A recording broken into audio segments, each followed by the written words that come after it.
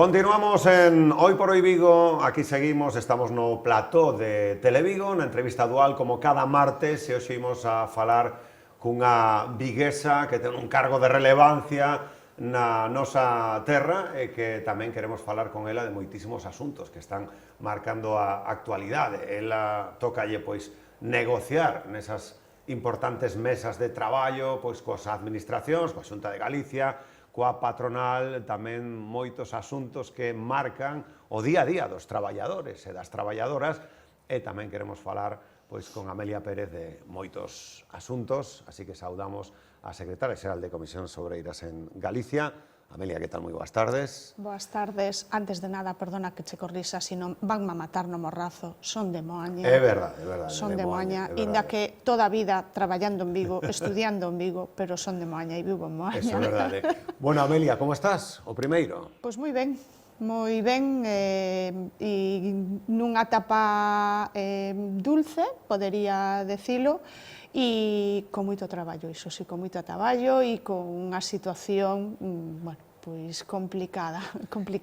Sen dúbida. Se falamos dos axentes sociais, como está o diálogo na nosa comunidade? Como vai? Que aspectos serían óptimos que se mellorasen, dende o teu punto de vista? Bueno, nestes intres, o traballo que estamos facendo no ámbito do diálogo social é aprobar un regulamento do ámbito do diálogo social, porque é certo que nós temos unha lei de participación institucional en Galicia dende fai moitos anos, pero o diálogo social como tal non tiña ningún tipo de regulamento.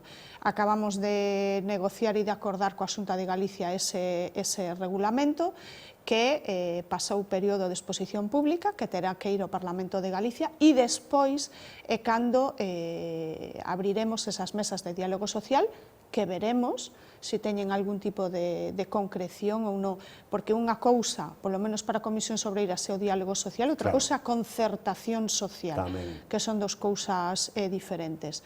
E en moitas materias, con moitas preocupacións en riba da mesa como a clase traballadora e, bueno, pois poñerche un exemplo, o tema dos accidentes laborais. Sí, un dos aspectos que segue estando aí en riba da mesa que, por desgracia, non sei que habería que facer para tentar baixar esas cifras e baixar un pouco os datos que temos en riba da mesa ano tras ano. Bueno, creo que o primeiro que teríamos que facer é sentarnos todos os actores que formamos parte do mundo do traballo, e cando falo de todos os actores me refiro tamén á inspección de traballo, evidentemente. Hoxe en día se está focalizando moito no tema do absentismo, e para nós a maior preocupación son os accidentes antes co absentismo, porque ademais no tema do absentismo inciden moitas variables. Non podemos facer un análise sinxela como se está intentando facer. Hai moitas cousas que inciden no tema do absentismo, pero para nós é moito máis preocupante que centos de traballadores ao ano saian da súa casa e non volten.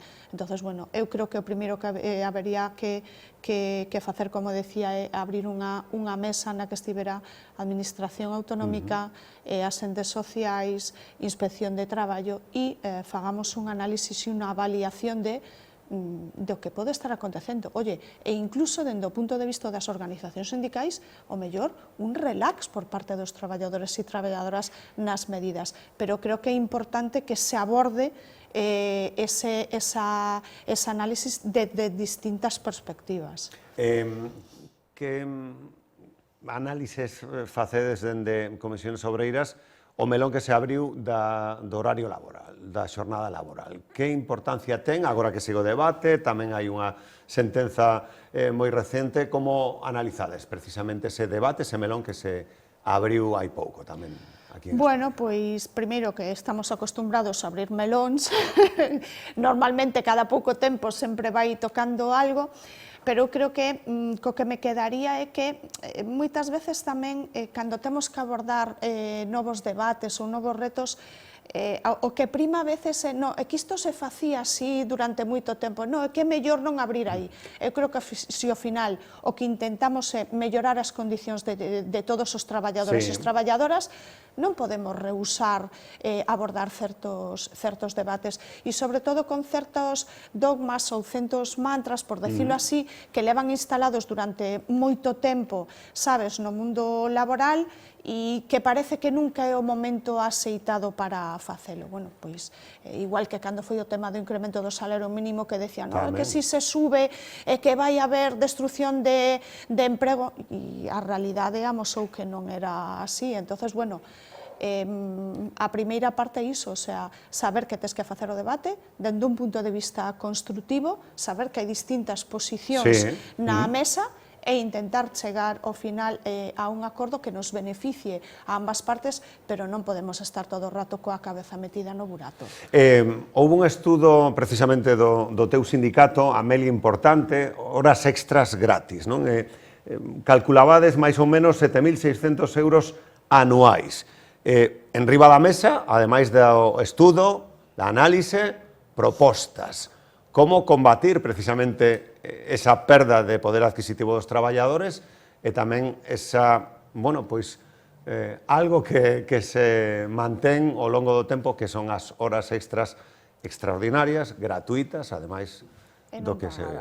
Bueno, pois este é outro dos debates tamén que ao final moitas veces a parte empresarial non quede abordar, pero que non podemos estar en pleno século XXI na que un traballador teña de media esa perda económica, porque ao final a premisa básica é que eu cando entro a traballar nunha empresa firmo un contrato de traballo, eu me comprometo a unha serie de cumprimentos e a outra parte é igual. Polo tanto, é algo que ten que abordarse no ámbito da negociación colectiva, pero tamén que levaremos ás distintas mesas do ámbito do diálogo social que podamos abrir coa administración pública, porque sorprendentemente unha das maiores incumplidoras, por decirlo así, no tema das horas extras, pois son as administracións públicas, tamén é o ámbito do público. Entonces, bueno, é un debate que non se vai a pechar nun período corto de tempo, levamos moitos anos, por desgracia, así, e alguén me decía, me poñía un exemplo, me decía, Meli, claro que abordar iso é que é complicado, e le digo yo, bueno, tamén se rematou co sistema esclavista nun momento determinado, e, bueno, e temos que afrontar ese tipo de cuestións. Claro. Onte foi o Día Nacional da Conciliación da Vida Persoal, Familiar e Laboral e a Corresponsabilidade. Tamén houve un informe exhaustivo de Comisións Obreiras en Galicia falando de datos que son, en frío así, son duros, Amelia, de falar, de escoitar, de dicilos. O 73% son coidadoras. O 73%. E incrementouse, por tanto, tamén a fenda nas pensións. Entre elas, un 46% nos últimos meses. Así en frío, os datos, como os analizades? Os datos son demoledores, os datos son que é certo que houve avances en materia de igualdade nos últimos anos, pero cando nos decimos que queda moita tarefa por facer, nos referimos explícitamente, nalgún caso, ao exemplo que poñías ti en riba da mesa. Primeiro, a corresponsabilidade, que cada vez hai máis nas casas, pero, bueno, que nós seguimos tendo unha media de 2 horas máis de tarefa en casa que os compañeiros que están con nos na casa, e que ao final hai que seguir traballando. E despois temos esos sectores que decimos nós altamente feminizados e precarizados, que é necesario ao final nos ámbitos da negociación colectiva primeiro mirar cara a eses sectores específicos. Nós levamos facendo durante 2 anos unha asamblea de sectores feminizados e precarizados específica, empezamos o ano pasado, este ano a fixemos o 4 de marzo, vamos a seguir facéndona, porque o que nos decían as nosas compañeiras é que moitas veces cando se fala de sindicalismo e de negociación colectiva sempre se mira cara ao mismo lado e que un pouco se sentían olvidadas, e é a realidade. Entonces, as últimas reformas, por exemplo, en a última reforma laboral, cando se falaba de acotar o tema da temporalidade, estamos falando de sectores feminizados e precarizados. Cando falamos de incrementar tanto o salario mínimo interprofesional nos últimos anos, falamos de sectores feminizados e precarizados, o sea, é dicir, as medidas que adotemos teñen que ir focalizadas explícitamente cara a eses sectores, sin esquecernos dos demais, pero sabendo que necesitan moito máis empeño, por decirlo de algún xeito, esos sectores. Entonces, bueno, pouco a pouco hai que ir traballando aí, e despois, bueno, pois, ter claro que os cuidados non son único e exclusivamente femeninos. É que eso salientabades no estudo que non, é que hai moitas mulleres que teñen que coidar da súa nai, do seu pai ou dun familiar directo a maiores do seu traballo remunerado. Isto implica,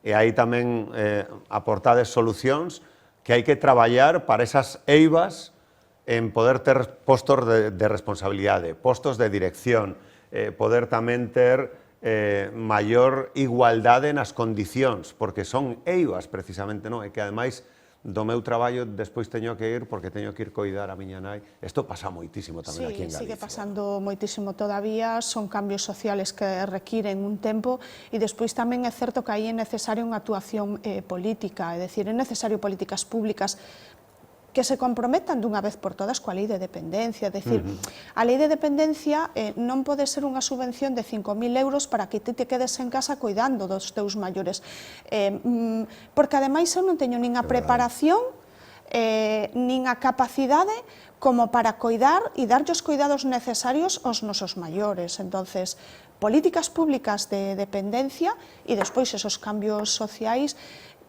que siguen costando, bueno, pero que cada día, ao final, bueno, pois as mulleres de novas xeracións xa vamos tamén tendo outra mentalidade, pero que ten que acompañarse con esas políticas públicas que eu decía. Falando de políticas públicas, ademais da dependencia, dos servizos sociais, a educación e a sanidade, que son patas importantes dunha estructura e que hai que seguir coidando e traballando para mellorar esos problemas que atopamos, por exemplo, atención primaria, que é un que está en riba da mesa sempre, non sei como analizades tamén. Sí, son sectores altamente feminizados, é verdad que cada vez hai máis traballadores formando parte desos sectores, pero, bueno, todavía sigue tendo un alto porcentaxe de feminización, e ademais é que, curiosamente, que todos estes sectores, a maioría de todos os sectores feminizados, sempre se intentan minusvalorar. O sea, facíamos a comparación durante a pandemia, quenes eran os sectores esenciais?